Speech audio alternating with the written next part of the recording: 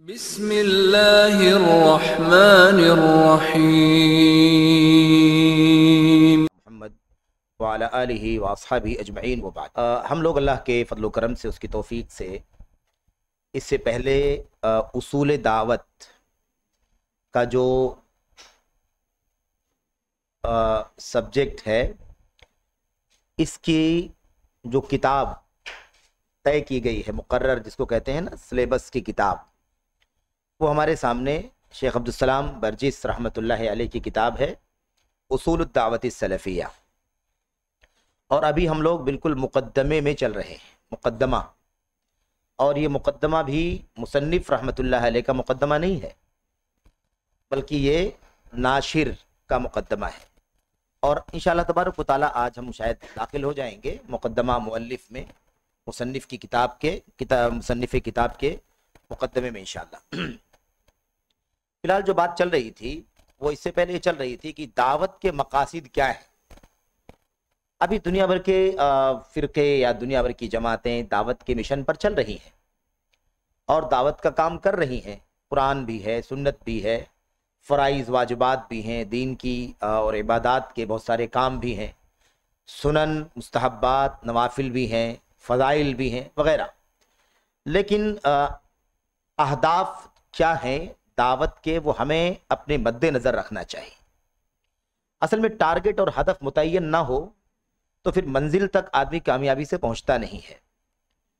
یہ عام بات ہے، یعنی مثال کے طور پر ہم اپنے کام میں مخلص ہیں، فکر مند ہیں، لیکن اگر ہمارا ہدف ایک دم طے نہ ہو، ٹارگٹ مقصد، تو بھی ہم منزل تک نہیں پہنچیں گے۔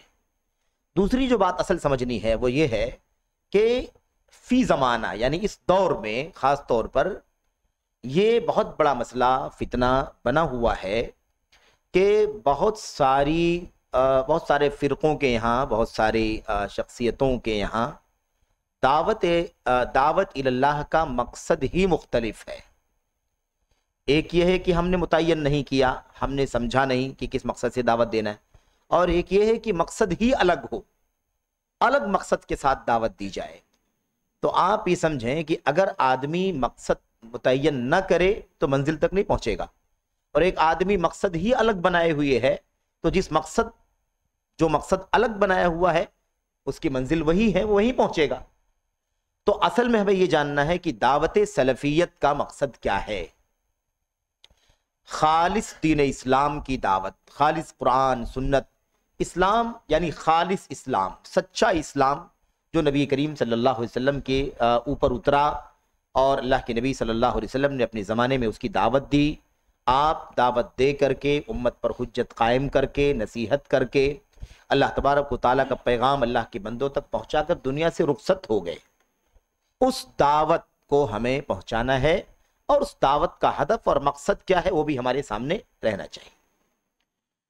یہ بات اس سے پہلے ہوئی ہے۔ اب یہاں پر آگے جو بات کہہ رہے ہیں وہ یہ بات کہہ رہے ہیں کہ داعی کو چاہیے، داعی دعوت دینے والا، اور آئے گی بات انشاءاللہ تبارک و تعالیٰ کی داعی آدمی کب ہوتا ہے، داعی ہونے کے لیے داعی کے اندر کون سی صفات پائی جانی چاہیے۔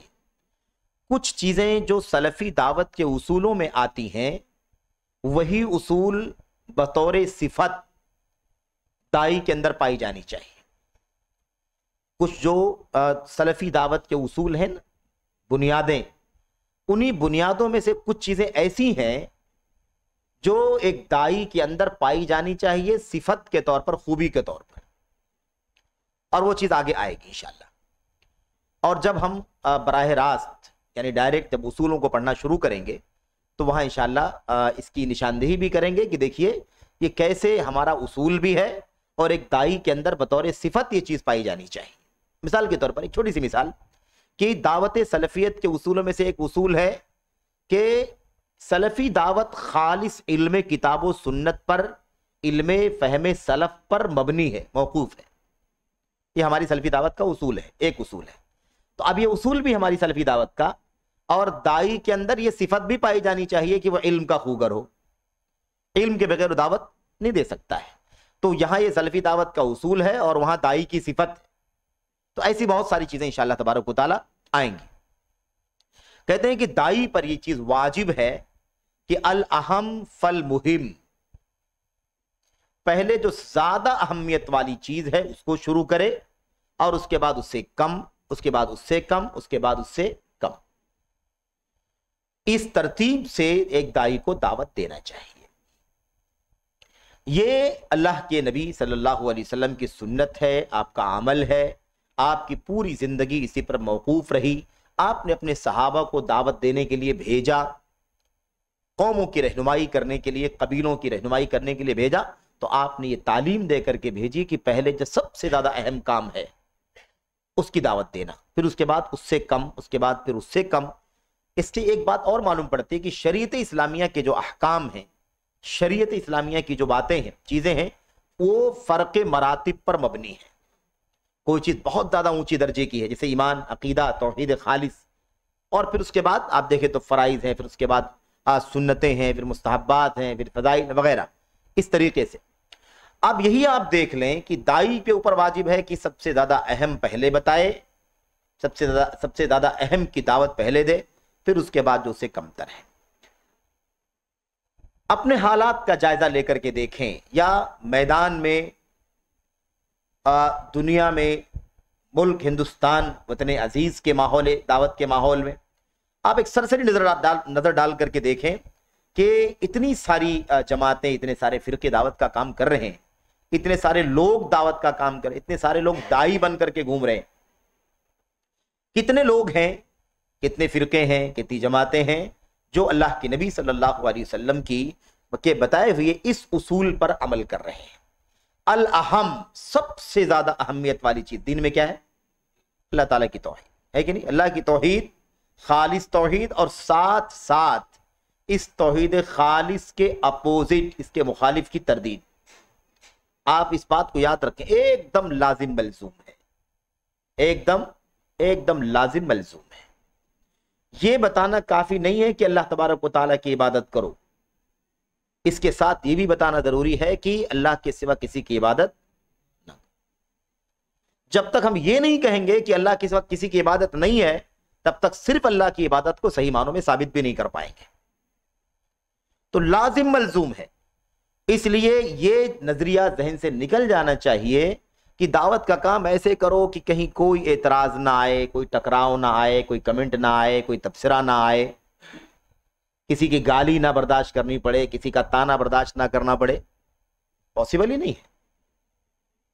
آپ کو بتاؤں یہ پاسبل نہیں ہے. اس کی کئی دلیلیں ہیں.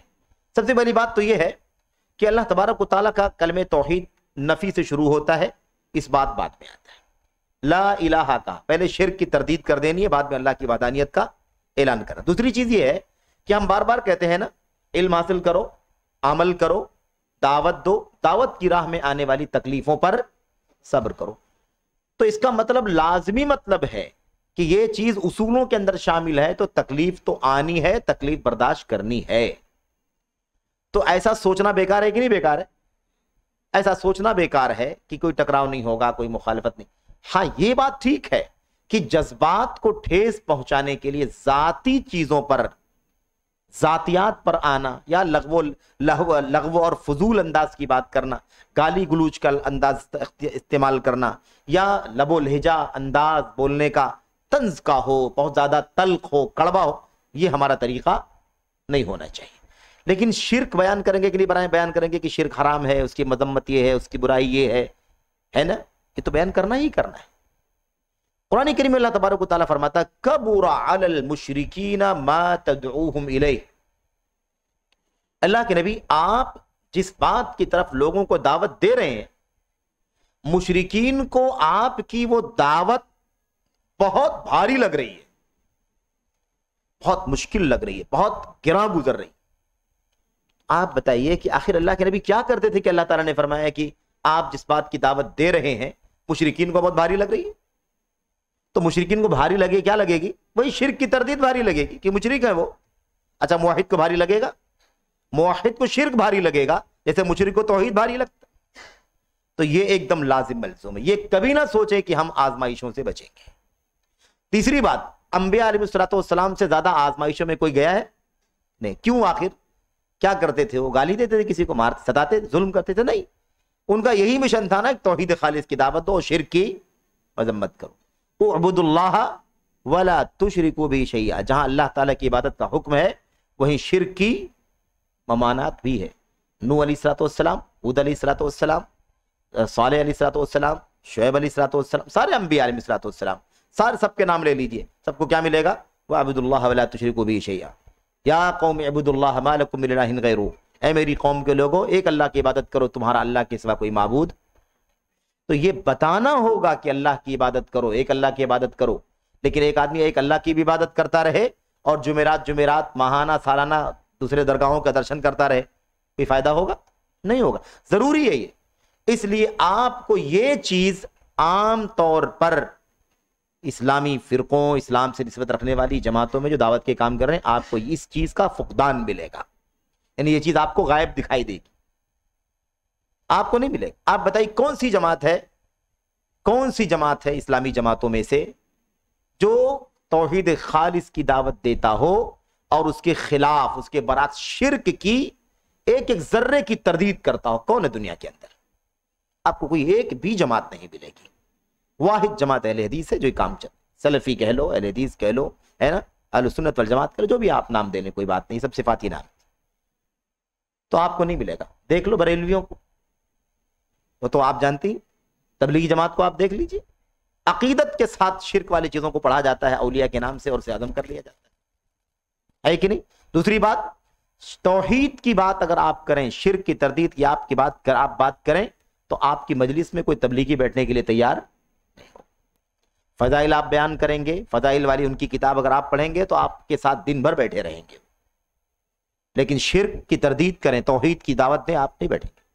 اس سے پہلے بات آئی تھی یہاں یا کہیں اور، شیخ صالح فوزان نے اپنا تجربہ بیان کیا ہے کہ ریاض کے کسی جامع مسجد میں وہ درس دے رہے تھے. اس مسجد کے اندر بڑی تعداد میں جماعت تبلیغ کے لوگ موجود تھے، ہے نا. وہ افریقہ، امریکہ اور کیا نام ہے، عرب، نان عرب، مختلف لوگ وہاں پر رہے ہوں گے. کہا جیسے ہی کتاب التوحید کے میرے درس کا اعلان ہوا، درس دینا شروع کیا، دھیرے دھیرے کر کے سارے جماعت تبلیغ کے لوگ باہر نکل گئے.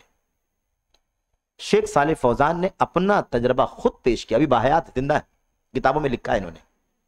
تو کہنے کا مطلب یہ ہے کہ آپ کو یہ چیز نہیں ملے گی. جماعت اسلامی والے، اخوان المسلمین، جو سب سے زیادہ اپنے آپ کو دنیا کے سب سے بڑے داعی اور مسلمانوں کی مصلحت اور مسلمانوں کے ہت میں محنت کرنے والے ثابت کرتے ہیں، کسی کے آپ کو توحید خالص کی دعوت اور شرک کی تردید نہیں ملے. تو الاہم فالمہم کا جو اصول ہے نا، اس میں آپ کو تقریباً ساری کی ساری جماعتیں، الحدیث کو چھوڑ کر کے آپ ساری کی ساری جماعتیں آپ کو کیا ملیں گی؟ اس معاملے میں ناکام ملیں گی. ایسا نہیں کہ وہ عملی کوتاہی کر رہے ہیں.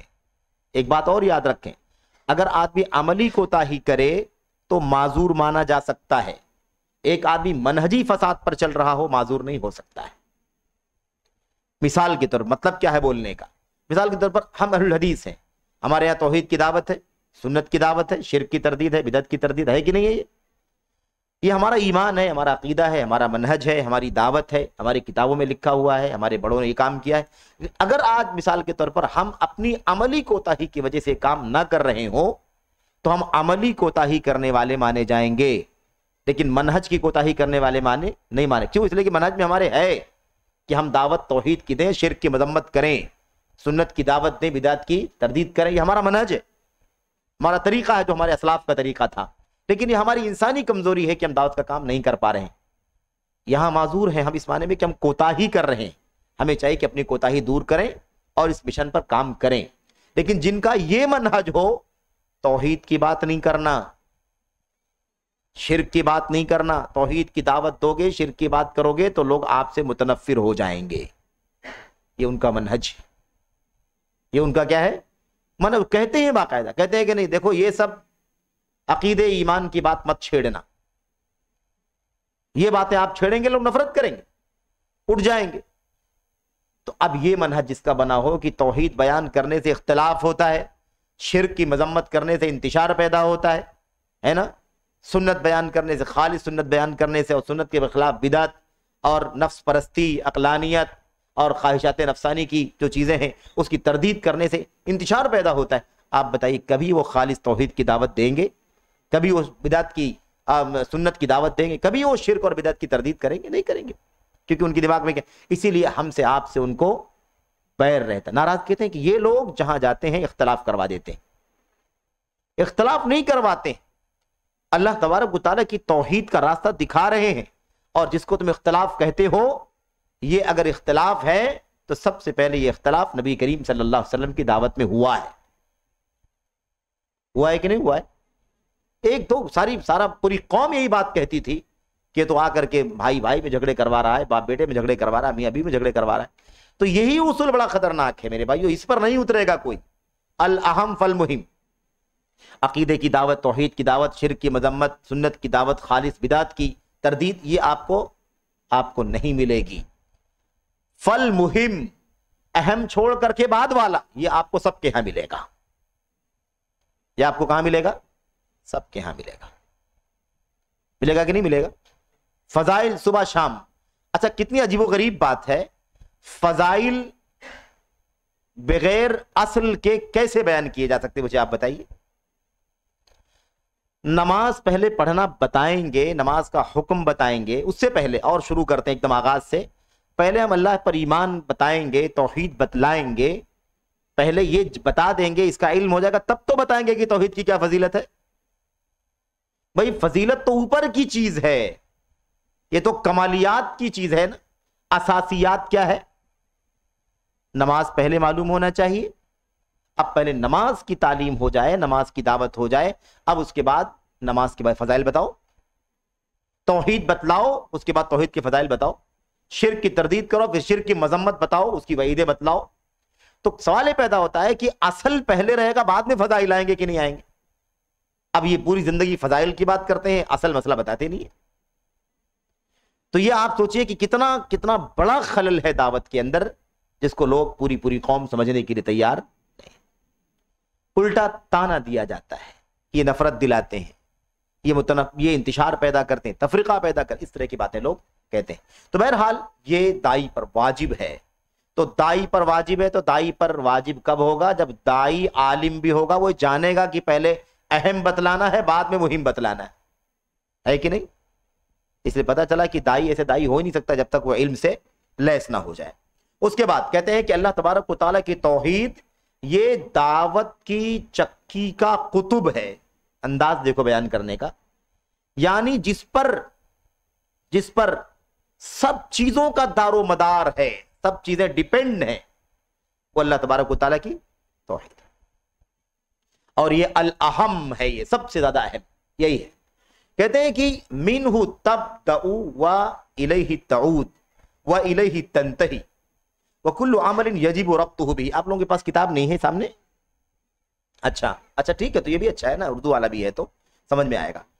یہ باتیں اتنی اہم شیخ نے کہی ہیں، یعنی ناشر نے کہی. دیکھیے کیا کہتے ہیں، اللہ تبارک و تعالیٰ کی توحید بالکل اصل ہے، جڑ ہے، اسی پر ساری چیزیں ڈیپینڈ ہیں. نماز، روزہ، حج، زکوٰۃ، صدقات، خیرات، نذر و نیاز، قربانی، اخلاق، کردار، سیاست، حکومت، سب کچھ کس پر ڈیپینڈ ہے؟ اللہ کی توحید.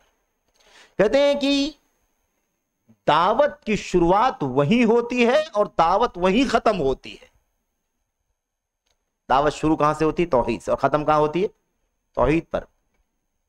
اس کا مطلب یہ نکلا کہ دعوت توحید ایسا نہیں کہ پہلی چیز ہے، سب سے پہلے بتلا دو، اس کے بعد نماز، روزے سب بتاتے رہو، اور پھر بتاتے بتاتے فضائل تک پہنچ کر کے کلوز کر دو، پھر پیچھے نہ پلٹ کے دیکھو کہ توحید کیسی ہے. یہ مطلب نہیں ہے. توحید سے شروع کرنا ہے اور توحید پر اختتام بھی ہوگا. آخری دم تک توحید پر باقی رہنا ضروری ہے، ورنہ توحید بتانے کے بعد جتنے اعمال بتلائیں سب کے سب کیا ہو جائیں گے؟ سب ضائع ہو جائیں گے. دلیل، نبی کریم صلی اللہ علیہ وسلم نے توحید سے شروعات کی کہ نہیں کی؟ توحید سے شروعات کی. سب جانتے ہیں مکے میں مشرکین، بت وغیرہ، ساری مذمت اللہ کے نبی نے فرمائی. اللہ تعالیٰ کی عظمتیں بیان کی گئیں، مکی صورتیں بھری پڑی ہوئی ہیں، اور آخری وقت تک توحید پر امت کو باقی رکھا کہ نہیں باقی رکھا؟ اللہ کے نبی نے کیا فرمایا؟ لعن اللہ علی الیہودی یا لعنت اللہ علی الیہودی والنصارى اتخذوا قبور انبیائہم وصالحیہم مساجد. آخری دم. تو منہ تبدأ والیہ تنتہی. اسی توحید سے دعوت سلفیت شروع ہوتی ہے اور اخیر تک یہ دعوت توحید باقی رہتی ہے. توحید کبھی ختم نہیں ہوگی. اچھا اس کی ایک وجہ اور بھی ہے، وہ یہ ہے، اور یہ بنیادی وجہ وہ یہ ہے کہ التوحید اول واجب و آخر واجب، توحید پہلا واجب ہے، آخر واجب ہے۔ یعنی کیا مطلب؟ اس سے بالکل ایک سیکنڈ کے لیے بھی آدمی دستبردار نہیں ہو سکتا۔ اگر کسی لمحے کے لیے دستبردار ہوا اور اسی سیکنڈ پر اس کی موت آ گئی تو کہاں جائے گا وہ؟ عجیب مسئلہ ہے۔ اللہ تعالیٰ کے یہاں اصل مسئلہ یہ ہے کہ اس کا خاتمہ اللہ کی توحید پر ہونا چاہیے، نجات کے لیے اس کا خاتمہ توحید پر ہونا چاہیے۔ ایک آدمی زندگی پر شرک میں تھا، آخری لمحے پر ایمان لے آیا، توحید خالص آ گئی اس کے پاس، اور اسی لمحے اس کی موت ہو گئی، وہ جنت میں جائے گا، کیونکہ وہ توحید اتنی عظمت والی ہے کہ پوری زندگی کی ساری بدعمالیوں، کفر اور ساری بدعمالیوں کو نیکیوں میں بدل دے گی۔ اس کے برعکس ایک آدمی ہمیشہ توحید پر رہا اور مرنے کے وقت وہ ایمان سے برگشتہ ہو گیا، جہنم میں جائے گا۔ پوری زندگی توحید پہ تھا لیکن اللہ تبارک و تعالیٰ سے ملاقات کس حال میں کیا اس نے؟ شرک کی حالت۔ تو یہ اصل مسئلہ ہے، اس لیے توحید پہلا واجب ہے، توحید آخر واجب ہے، اور بیچ میں گیپ نہیں رہے گا، ہمیشہ سارے اعمال توحید کے ساتھ ساتھ چلیں گے، بول کے ختم نہیں کرنا ہے۔ مسئلہ یہ کہ شروع وہاں سے کرنا ہے، اس کے پہلے کوئی چیز بتائی جائے گی تو کوئی فائدہ نہیں، وہ تو شروع وہاں سے کرنا ہے، لیکن شروع کرنے کے بعد اس کا سلسلہ مسلسل چلتا رہے گا یہاں تک کہ آخری وقت آ جائے۔ ہم ساری نیکیاں بتلائیں گے، ساری برائیوں سے روکیں گے، لیکن اس پورے مرحلے میں توحید سے ایک سیکنڈ کے لیے بھی دوری نہیں ہونی چاہیے۔ اسی لیے اللہ کے نبی صلی اللہ علیہ وسلم کیا مکی دور کے بعد مدنی دور میں اپنے صحابہ کے سامنے کیا توحید بیان کرنا آپ نے بند کر دیا تھا؟ کیا قرآن کریم کی جو آیتیں مدینہ میں اتری توحید کا بیان نہیں اس کے اندر؟ ہمیشہ ہے۔ کیوں ہے آخر؟ اس لیے کہ ایک سیکنڈ بھی بغیر توحید کے نہیں چلے گا۔ سارے اعمال کے ساتھ، ساری بدعمالیوں کی وضاحت کے ساتھ ساتھ توحید ہونا ہی چاہیے، شرک سے برات اور بیزاری ہونی ہی چاہیے، ورنہ اس کے بغیر چارہ نہیں۔ اسی لیے اتنی تاکید اب ہم مسلمانوں کو کہہ دیا گیا کہ آپ نماز پڑھو، ہر رکعت میں سورہ فاتحہ کے اندر کیا کرو؟ اہدنا الصراط المستقیم، ایاک نعبد و ایاک نستعین۔ یہ کیا ہے؟ اگر نہیں ہے تو توحید کا اقرار کرو، اور توحید پرست ہیں ہم، شرک سے دور ہیں، تو اللہ تبارک و تعالیٰ سے مزید استقامت اور ثابت قدمی کی دعا ہے۔ بہرحال یہ ہو گئی بات۔ اس کے بعد کہتے ہیں آخری ایک جملہ، کہتے ہیں ہر عمل کو اسی توحید سے جوڑنا ضروری ہے۔ ہر عمل کو اسی توحید سے جوڑنا، اس سے معلوم پڑا نا کہ توحید سے ایک منٹ کے لیے، ایک سیکنڈ کے لیے بھی ہم الگ نہیں ہو سکتے۔ اچھا، اللہ کے نبی کی حدیثوں پر اگر آپ غور کریں تو آپ دیکھیں کہ کیسے اللہ کے نبی صلی اللہ علیہ وسلم نے، جس کو ہم ایسے اعمال جس کو ہم معمولی سمجھتے ہیں، ان اعمال کو بھی اللہ کے نبی علیہ السلام نے اور قرآن کریم میں اللہ تبارک و تعالیٰ نے ایمان سے جوڑا ہے، ایمان سے جوڑا ہے۔ مثال کے طور پر قرآن کریم کی ایک آیت کریمہ سمجھیں، اللہ تبارک و تعالیٰ نے سورہ نور میں ارشاد فرمایا، آپ نے پڑھا سورہ نور میں، چونکہ بہت سارے احکام ہیں، زناکاری، بدکاری وغیرہ کے احکام ہے نا شروع میں، پھر اس کے بعد اور بہت سارے احکام ہیں اس کے اندر، مثال کے طور پر کیا کہتے ہیں، لعان وغیرہ کے احکام ہیں، سزائیں ہیں، پھر آگے جا کر کے اما عائشہ رضی اللہ تعالیٰ عنہ کا ذکر ہے نا، منافقوں نے تہمت وغیرہ۔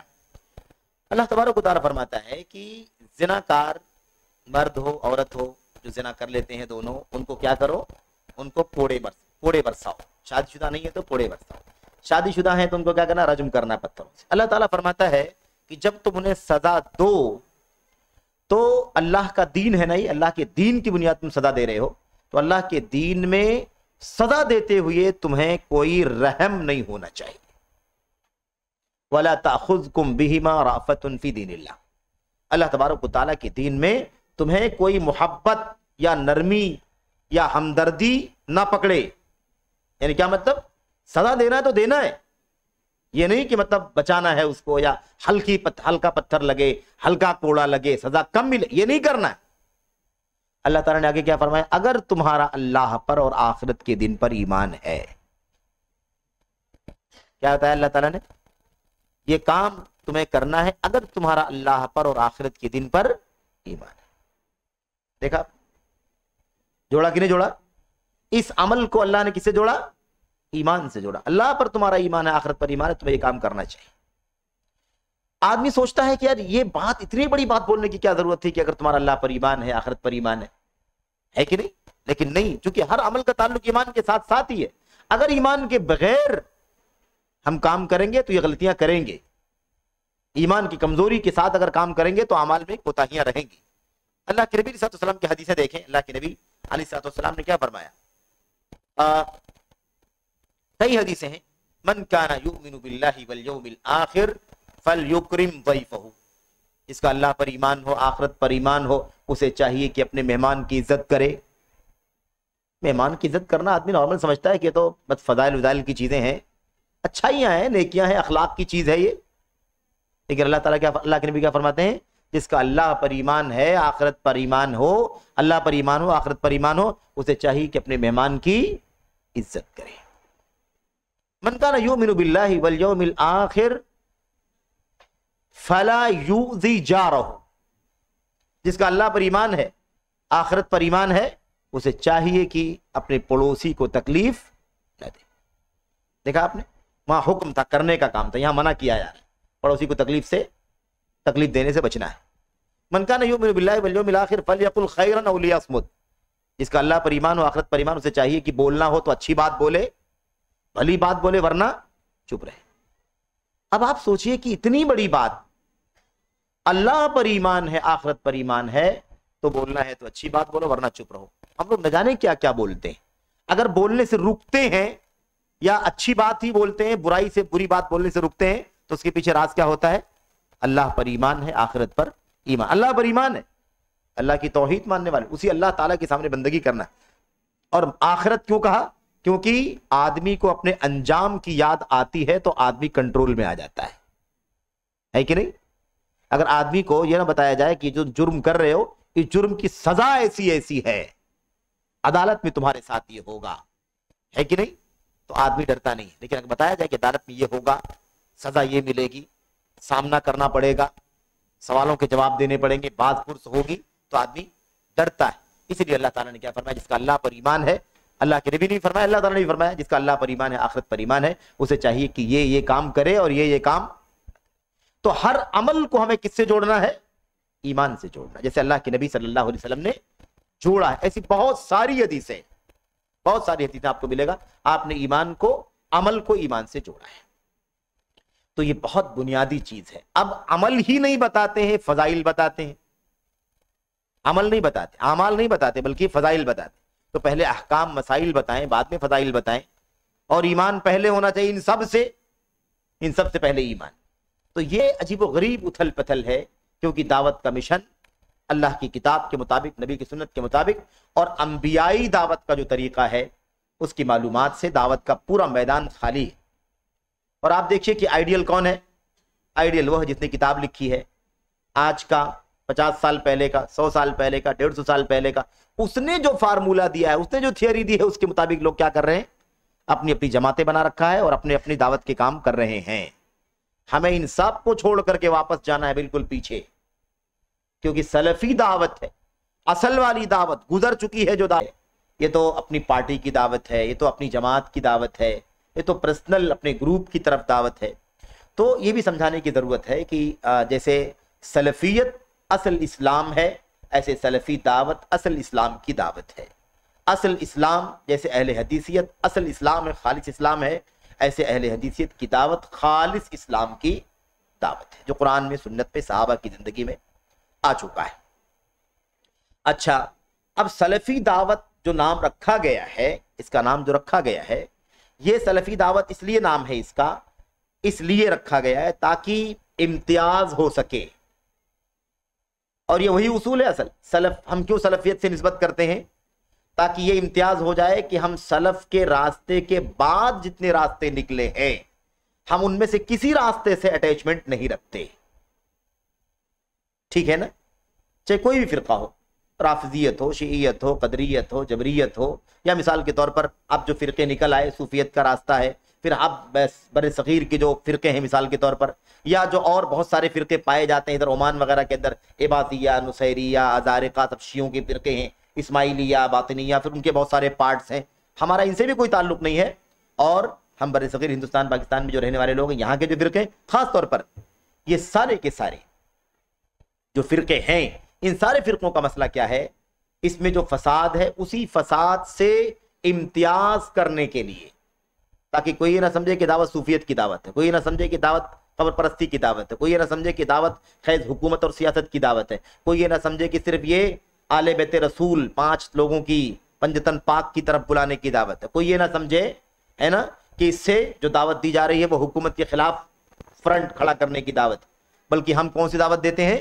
ہم اس سے سب سے دور ہیں، تو انہی سب سے امتیاز کرنے کے لیے، الگ تھلگ کرنے کے لیے، تاکہ فرق معلوم پڑے سب کو، ہم نے اس دعوت کا نام سلفی دعوت رکھ دیا ہے۔ یعنی وہ پرانی والی دعوت جو اللہ کی کتاب میں، نبی کی سنت میں ہے، اس کی دعوت سلف نے جس کی دعوت دی ہے۔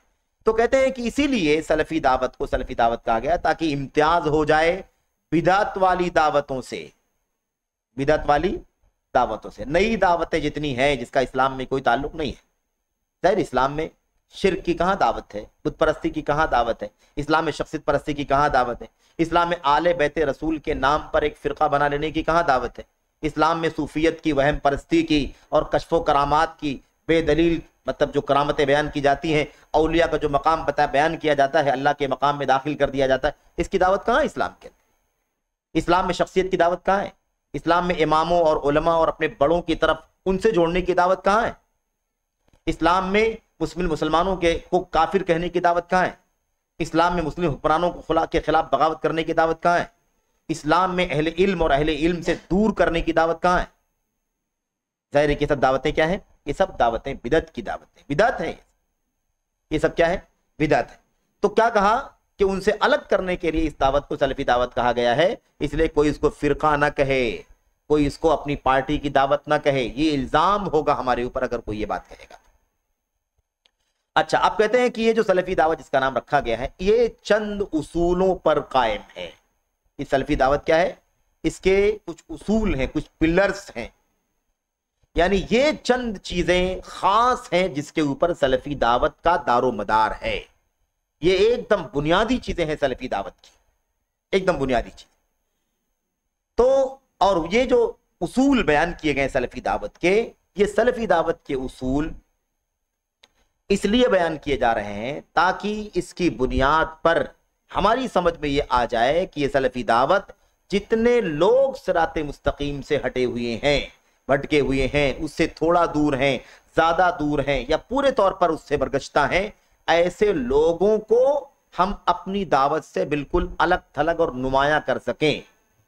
یہ دعوت اس کی ہے اور یہ لوگ صراط مستقیم سے ہٹے ہوئے لوگ ہیں، فلاں ہے، فلاں ہے، فلاں ہے، فلاں، اتنی ساری دعوتیں دنیا کے اندر ہیں، لیکن یہ ساری کی ساری دعوتیں صراط مستقیم سے ہٹی ہوئی۔ اسی لیے ہم نے اس دعوت کو جو خالص اسلام کی دعوت ہے، اس کا نام سلفی دعوت رکھا ہے، تاکہ اس کے لفظ سے، اس کے نام سے پتہ چلے کہ یہ دعوت کہیں بیچ میں نہیں رکتی، نہ 200 سال پہلے سے شروع ہوئی، نہ 300 سال سے پہلے سے شروع ہوئی، نہ 400، 500، 600، 800 کبھی شروع نہیں ہوئی۔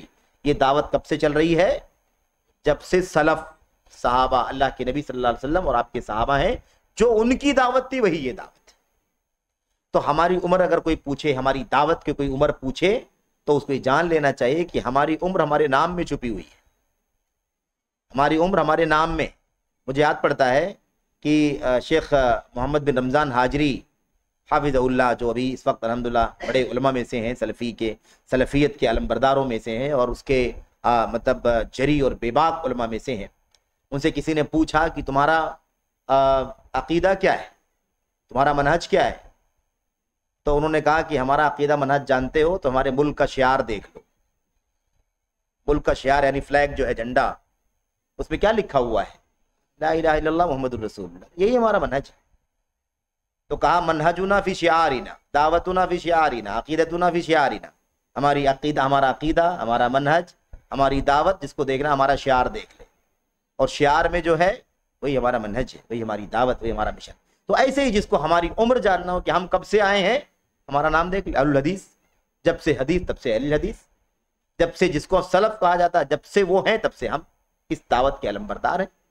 تو بہرحال یہ سمجھنے کی ضرورت۔ آج لوگ کہتے ہیں کہ جمعیت اہل حدیث والے تو 100 سال پہلے نکلے، 1906 میں اس کی شروعات ہوئی ہے۔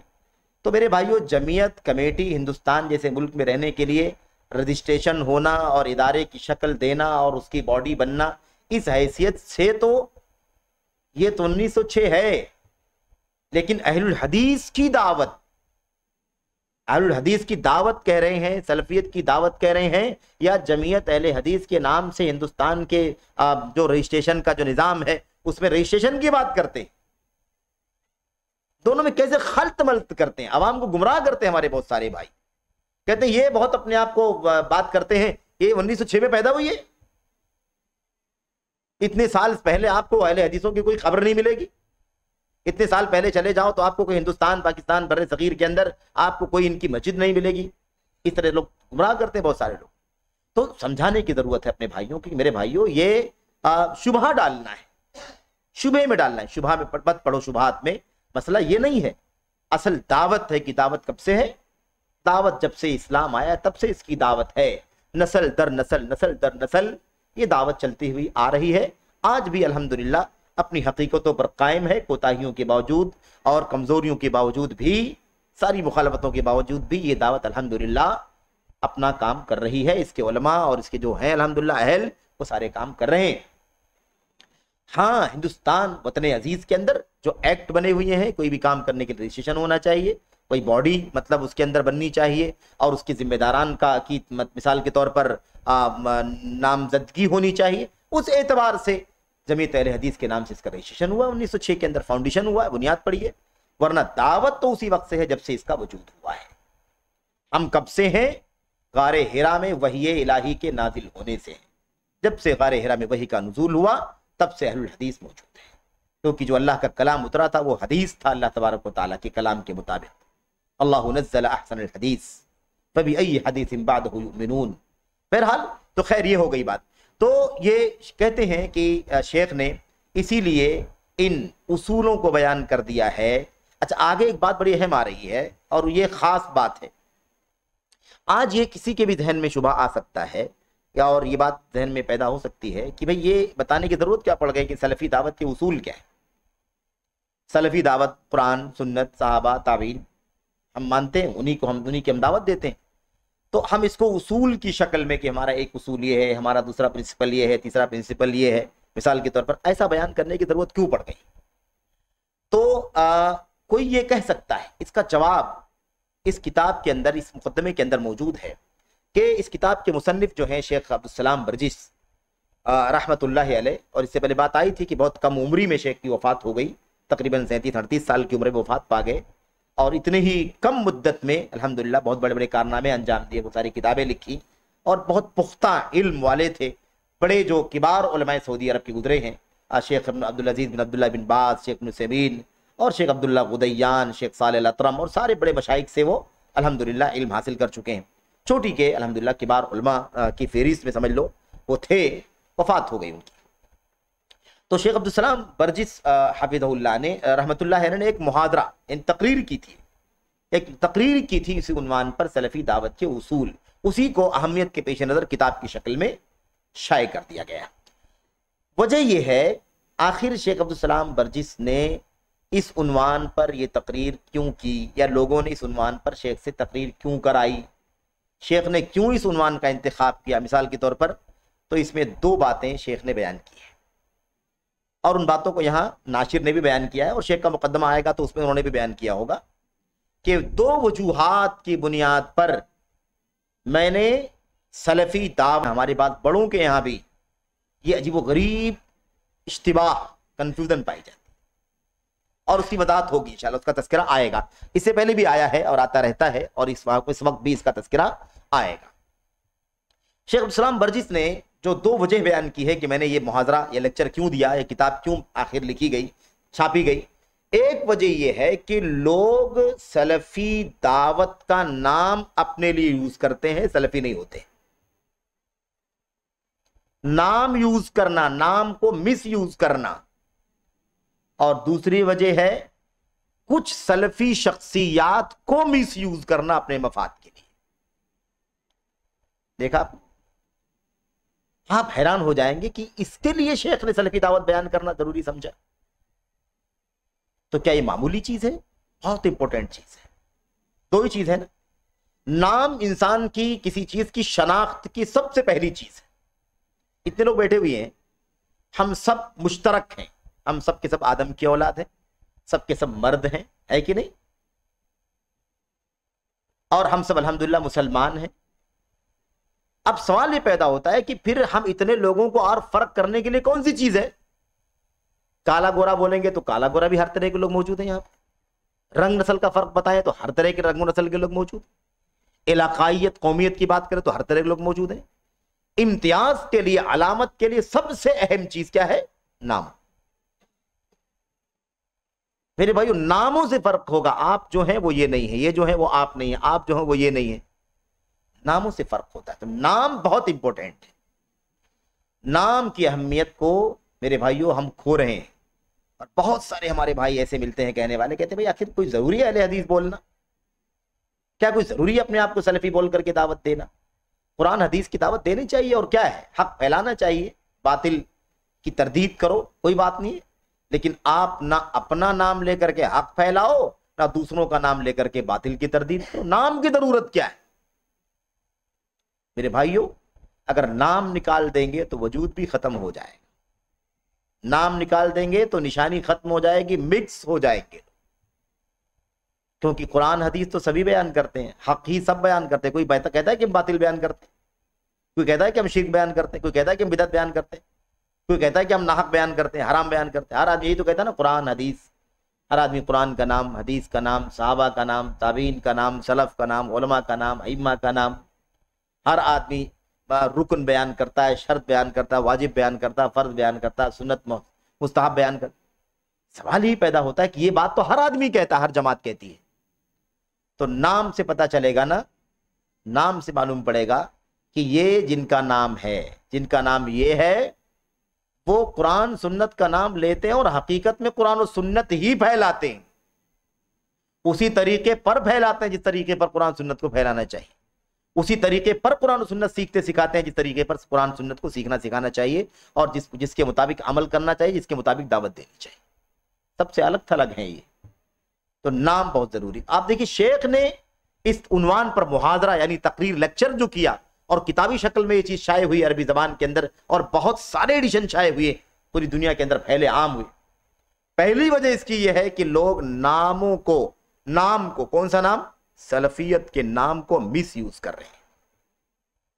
دوسری وجہ, کچھ سلفی شخصیات سے نسبت رکھ کر کے ان سے اپنے مفاد حاصل کر رہے ہیں, جبکہ وہ سلفی نہیں ہے, لیکن سلفی علماء سے رابطہ رہ کر کے کنیکشن اور لنک بنائے تعلقات بنائے رکھتے ہیں, تاکہ ان سے تعلق بنا رہے گا تو ہمارے بہت سارے مفاد حاصل ہو جائیں گے, ہم کو بھی سلفی سمجھا جائے گا, ہمارے بھی کام ہو جائے. اور اندر اندر وہی ہے نا, عقل پرستی, اخوانیت, اعتزال اور خروج اور حکومت کے خلاف بغاوت اور تکفیر, تجہیل, ساری باتیں وہ کرتے ہیں. تو یہ دو وجوہات ہیں, شخصی سلفیت کا نام مس یوز کرنا, کہ نام کا مس یوز کرنا, اور سلفی شخصیات کے ساتھ تعلق قائم کر کے اپنے مفادات کو حاصل کرنا. یہ دو وجوہات ہیں. آج یہ مسئلہ ہے کہ نہیں مسئلہ ہے؟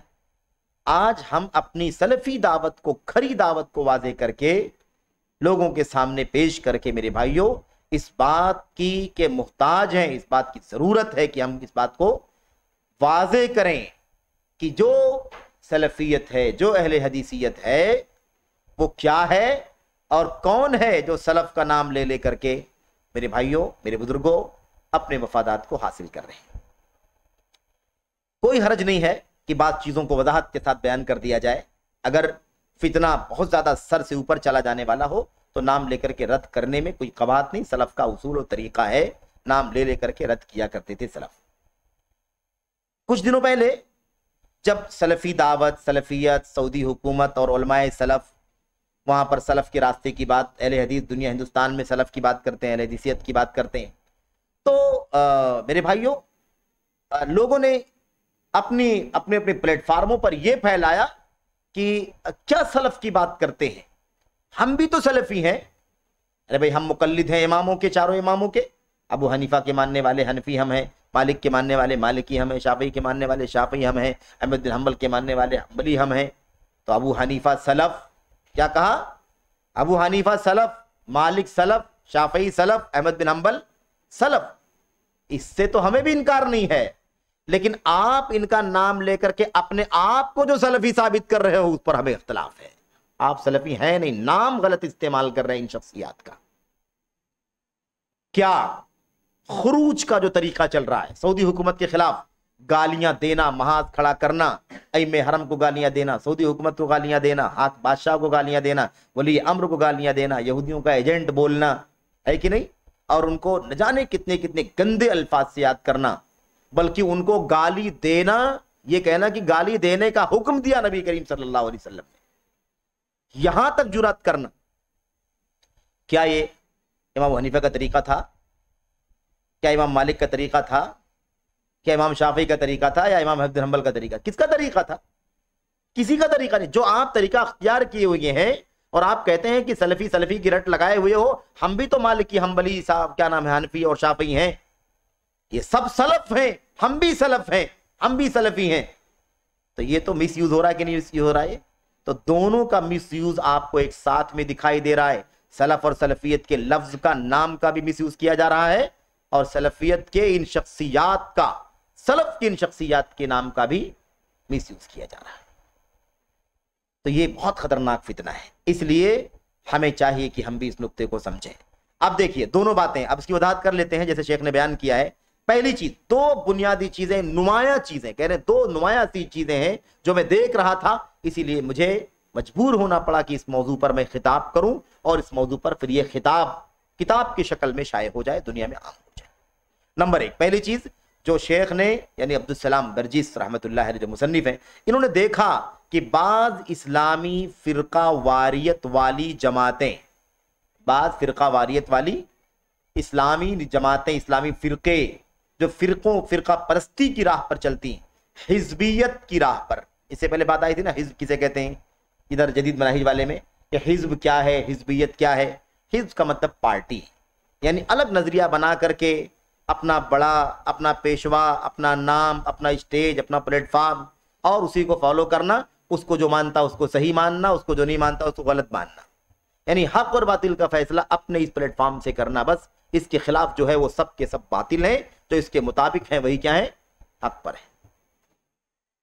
جبکہ وہ انسان کی بنائی ہوئی ہے، آج کی بنائی ہوئی، کل کی بنائی ہوئی، 10 سال 20 سال 50 سال 100 سال پہلے کسی نے بنائی ہے. اور ہم کس راستے پر ہیں؟ اللہ کے نبی، صحابہ، تابعین کے راستے پر. لیکن یہ حزبیت ہے کہ اس سے الگ ہو کر کے آدمی اپنے نظریے سے ایک پارٹی بنا لے، ایک ٹرسٹ بنا لے، فرنٹ بنا لے، اور اس کے اصول، ضابطے، قانون، سسٹم بنا لے، اور اس کے بعد اسی کے مطابق حق اور باطل کا فیصلہ کرے. جو اس کو مانے اس کو حق مانے، جو اس کو نہ مانے اس کو باطل مانے. یہ کس کا طریقہ ہے؟ حزبیت کا، پارٹی بندی کا. یہ ساری اسی کے حکم میں ہے. یہ اخوانیت، یہ جماعت اسلامیت ہے نا، یہ صوفیت، یہ رافضیت، یہ خارجیت، یہ جتنے ہیں سب کے سب، یہ سب احزاب.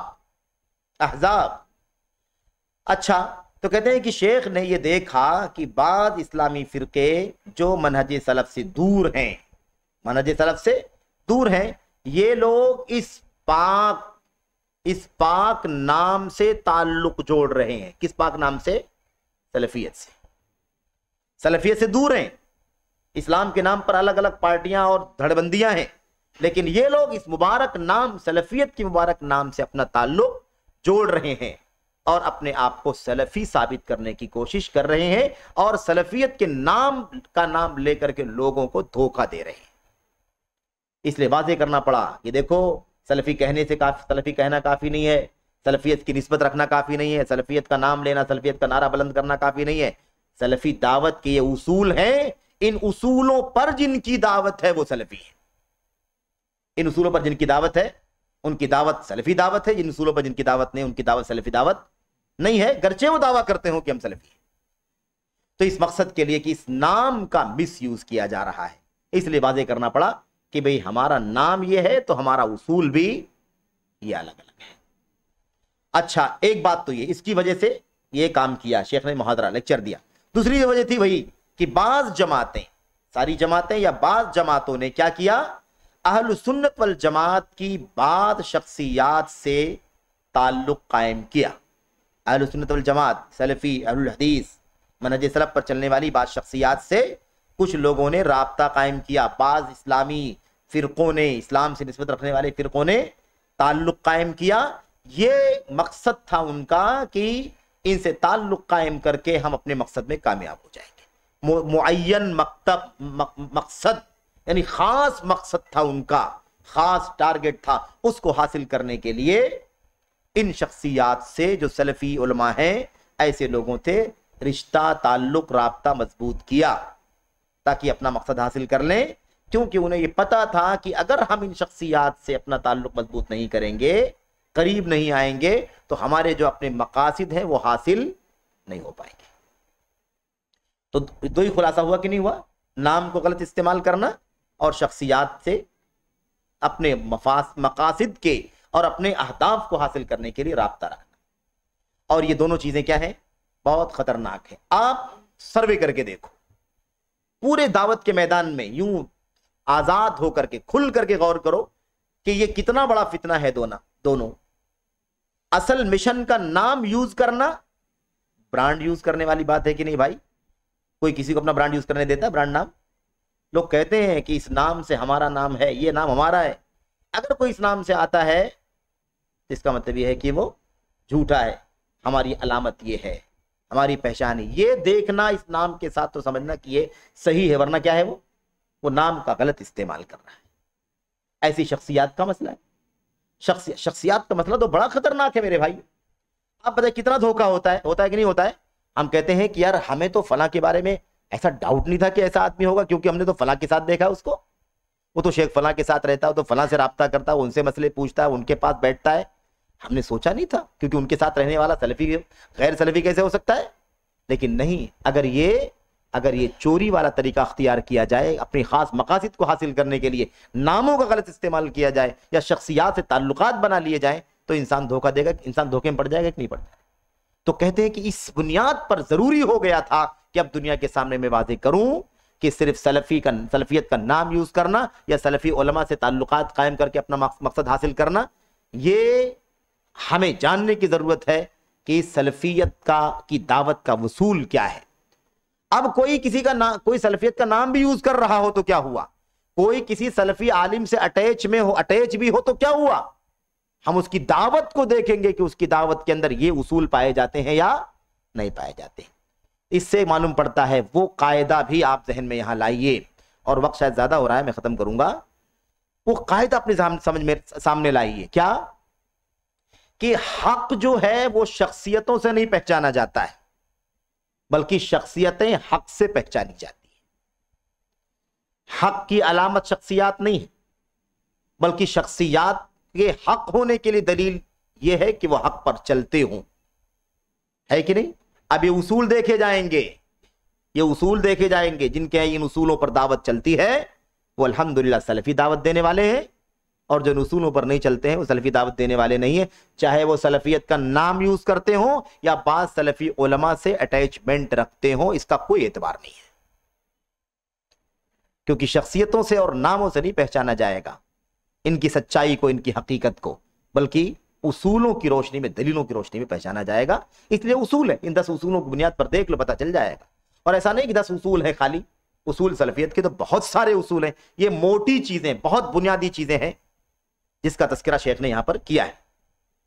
بہرحال تو خلاصہ کلام یہی ہے کہ شیخ کہتے ہیں کہ لوگوں نے بعض شخصیات کو ایسے ان سے تعلقات قائم کر لیا، قریب ہو گئے، کیونکہ ان کو پتا تھا کہ ان سے تعلق قائم کیے بغیر اپنا مقصد ہم حاصل نہیں کر پائیں گے. حالانکہ وہ شخصیتیں پورے طور پر ان کے مشن سے بری ہیں، بیزار ہیں، ان کا ان کے مشن سے کوئی تعلق نہیں ہے، لیکن صرف ان کو اس لیے استعمال کیا گیا، تعلق قائم کیا تاکہ لوگ. اب بہت ساری اخوانی رافضی آئیں، شیخ بن باز سے تعلقات قائم کر لیں.